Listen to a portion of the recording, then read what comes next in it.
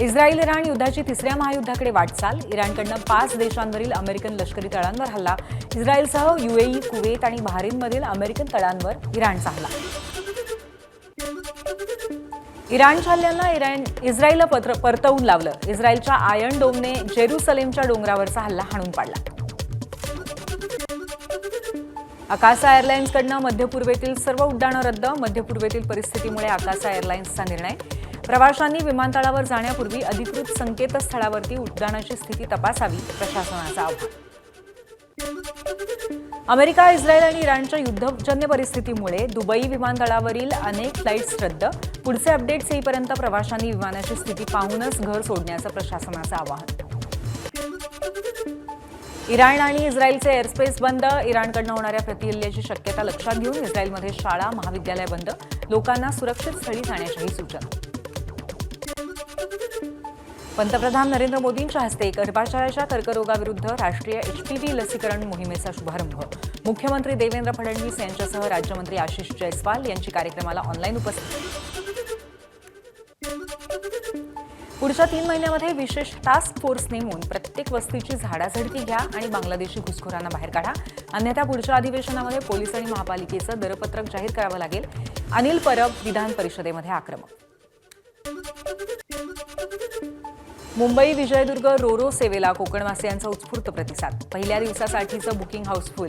उद्यापासून मंत्री नितेश राणेंच्या हस्ते सेवेचा शुभारंभ.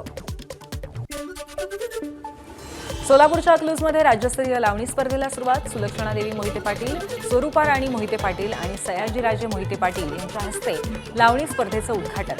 स्पर्धा पाहण्यासाठी राज्यभरातनं लावणी रसिकांची हजेरी. छत्रपती संभाजीनगरच्या तिसगावामध्ये 2 गटात तुंबळ हाणामारी. शेतीच्या वादातून गुन्हा दाखल करण्यासाठी गेलेले असताना पोलिसांसमोरच हाणामारी झाल्याची माहिती. दोन्ही गटातील जखमींवरती घाटी रुग्णालयामध्ये उपचार सुरू. जागतिक बाजारपेठेतल्या अनिश्चिततेमुळे सोन्याच्या किमतीमध्ये 1800 रुपयांची वाढ.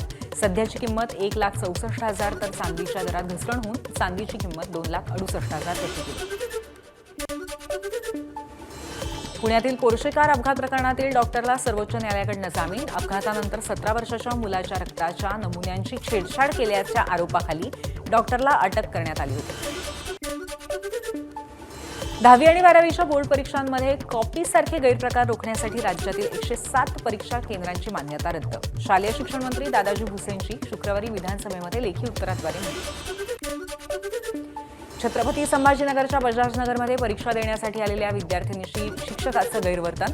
विद्यार्थिनीचा मोबाईल नंबर घेऊन तिला वारंवार त्रास दिल्याचा आरोप. शिक्षकाला विद्यार्थिनींच्या नातेवाईकांसह संस्था चालकांकडून सूट.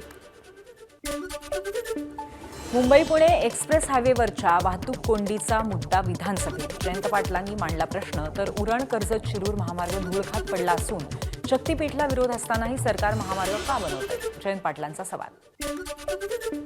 सातपुड्यामध्ये होळी उत्सवाला सुरुवात. नंदुरबारमधील धडगावच्या असली गावामध्ये होळी उत्साहात साजरी.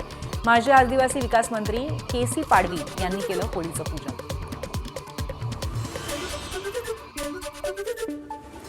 आंध्र प्रदेशातल्या काकीनाडा जिल्ह्यातील वेटलाप्लेम गावामध्ये फटाक्यांच्या कारखान्यामध्ये भीषण स्फोट. स्फोटामध्ये 20 जणांचा मृत्यू तर 6 जण गंभीर जखमी असल्याची माहिती. स्फोटाची तीव्रता जास्त असल्यामुळे 5 किलोमीटरपर्यंत आवाज ऐकू आला.